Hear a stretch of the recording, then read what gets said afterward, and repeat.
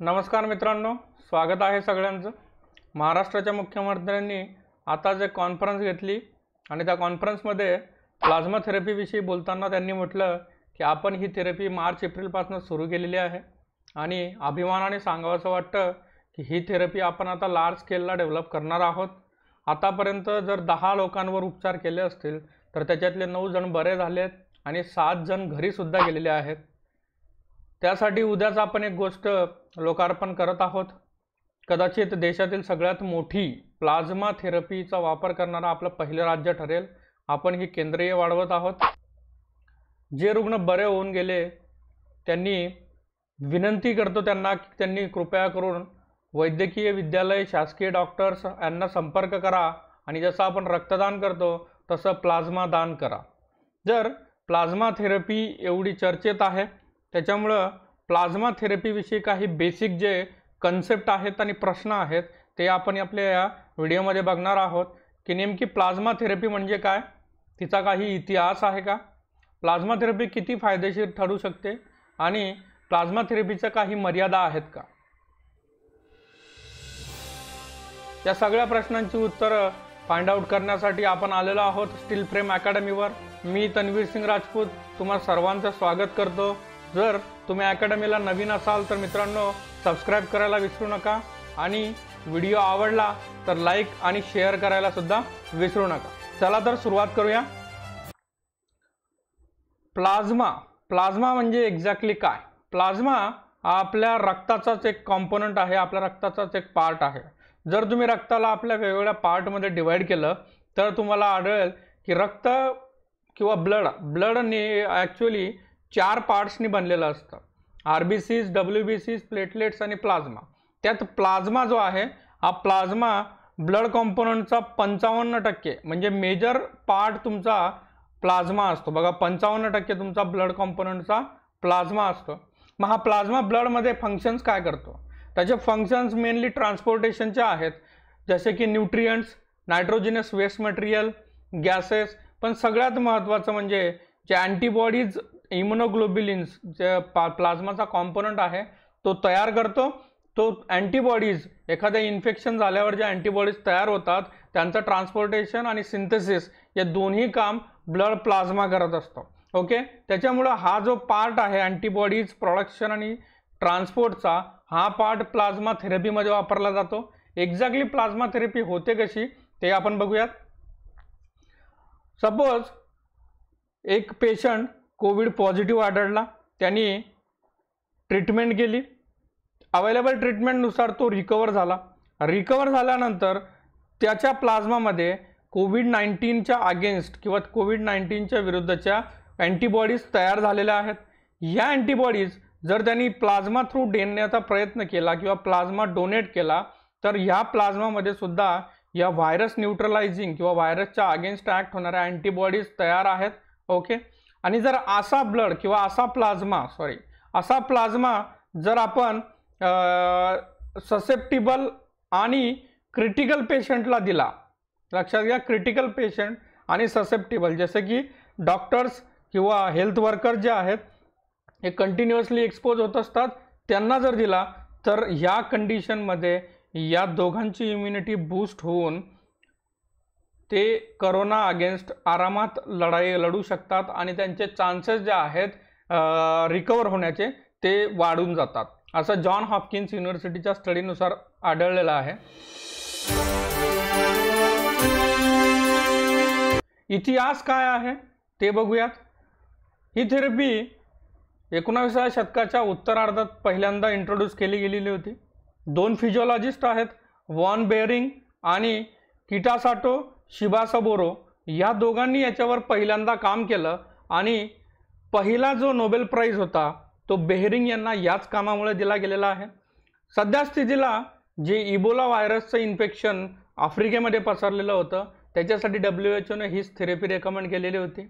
काही ठिकाणी जो मिडल ईस्ट रेस्पिरेटरी सिंड्रोम आहे, H1N1 इन्फ्लुएन्झा आहे, यांच्यासाठी सुद्धा कंट्रोल्ड कंडिशनमध्ये आणि कंट्रोल सॅम्पल साईजवर अजूनही प्लाझ्मा थेरपी चालवली जाते। प्लाझ्मा थेरपी किती फायदेशीर आहे याच्यावर जेव्हा मी लिटरेचर सर्च केलं तेव्हा मला एक पेपर आढळला. या पेपरनुसार हा पहिला अमेरिकन जर्नल ऑफ पॅथॉलॉजीमध्ये पब्लिश झालेला पेपर आहे, जो फर्स्ट पीअर रिव्ह्यूड पब्लिकेशन आहे, म्हणजे फर्स्ट ऑथेंटिकेटेड डॉक्युमेंट आहे. याच्यात त्यांना आढळलं की 76% पेशंट्स या प्लाझ्मा थेरपीने रिकवर झालेले आहेत. 76% पेशंट. पण याच्यात एक इम्पॉर्टंट गोष्ट अशी की याच्यात यांनी 25 पेशंट्स घेतले होते जे क्रिटिकली इल होते किंवा त्यांची कंडिशन्स एकदम वर्स्ट होती. अशा कोविड-19च्या 25 पेशंट्सवर ही ट्रीटमेंट केली गेलेली होती. ओके. अशाच प्रकारे काही स्टडीज चायनामध्ये सुद्धा केल्या गेलेल्या आहेत, जिथं 19 पेशंट्समध्ये या थेरपीने इफेक्टिव्हनेस दाखवलेला आहे. वुहान, जिथं फर्स्ट कोविड-19चा पेशंट भेटला होता, तिथं सुद्धा ही ट्रीटमेंट केली गेलेली आहे. ICMRने सुद्धा आपला फेज 2 बिगिन केलेला आहे याच्यासाठी, प्लाझ्मा थेरपीसाठी. आणि अजूनही न्यूज इंडियामधनं सुद्धा चालू आहे. आताच एक न्यूज आलेली आहे की दिल्ली गव्हर्नमेंटने प्लाझ्मा बँक तयार करण्याची तयारी सुरू केलेली आहे. त्याच्यावरनं एक लक्षात येतं की ही थेरपी इफेक्टिव्ह आहे, पण याच्यात जे यूज केलेले सॅम्पल साईज आहेत ते एकदम कमी असल्यामुळं याला जनरलाइज करता येत नाही. आणि सगळ्यात महत्त्वाची गोष्ट म्हणजे ही सरसकट वापरलेली ट्रीटमेंट नाही आहे. ही फक्त ज्या पेशंट्स एकदम क्रिटिकली इल आहेत आणि अवेलेबल मेडिसिनमध्ये क्युअर होत नाही आहेत त्यांच्यासाठी ही ट्रीटमेंट वापरली गेलेली आहे. प्लाझ्मा डोनेशन कसं केलं जातं किंवा प्लाझ्मा डोनेट कसा करू शकतो? सिंपल आहे. जसं आपण ब्लड डोनेट करतो तसंच प्लाझ्मा डोनेट सुद्धा करता येतो. फक्त एक इन्स्ट्रुमेंट असतं जे वापरून तुमचं ब्लड कॉम्पोनंट जे मी आधीच तुम्हाला सांगितले ते वेगळे केले जातात आणि असा पेल येलोइश लिक्विड जे आहे ज्याला प्लाझ्मा म्हणतात ते वेगळं केलं जातं आणि ते स्टोअर केलं जातं. ओके. प्लाझ्मा थेरपी किंवा प्लाझ्मा डोनेशन हे एकदम सिंपल आहे.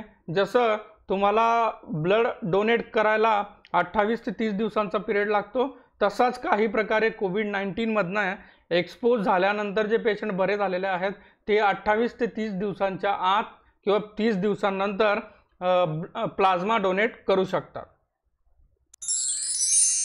प्लाझ्मा थेरपीच्या काही मर्यादा आहेत.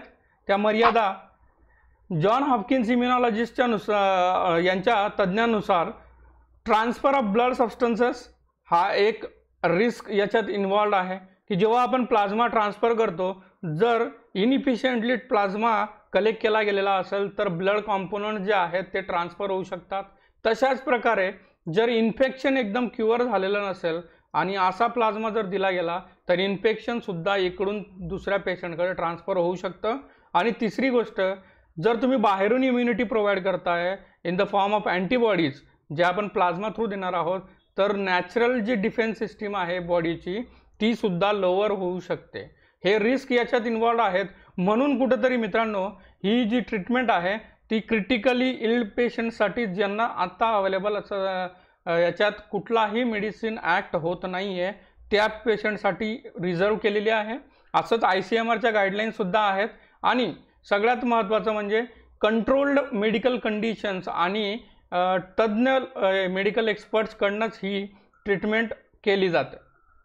माझ्या मते ही एक रे ऑफ होप आहे 100%. ज्या पेशंट्सवर खास करून जे वयोवृद्ध आणि लहान मुले आहेत ज्यांना ससेप्टॅबिलिटी आणि इम्युन सिस्टीम त्यांची तेवढी स्ट्रॉंग नसते, त्या लोकांसाठी हे एक 100% वरदान आहे.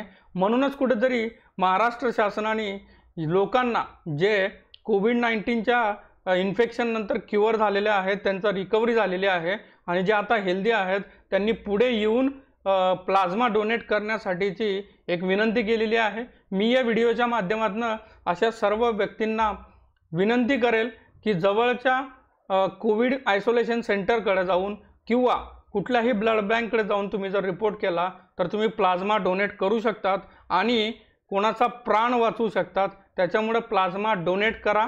खास करून ज्यांनी कोविड इन्फेक्शनला फाईट दिलेली आहे आणि ते सक्सेसफुली रिकवर झालेले आहेत. आय होप मित्रांनो माझा हा प्रयत्न तुम्हाला आवडला असेल. Thanks for watching. मी पुन्हा नवीन व्हिडिओसहित तुमच्या समोर आणेल एक नवीन आयडिया. तोपर्यंत मित्रांनो काळजी घ्या आणि व्हिडिओला लाईक आणि सबस्क्राईब करायला विसरू नका. धन्यवाद.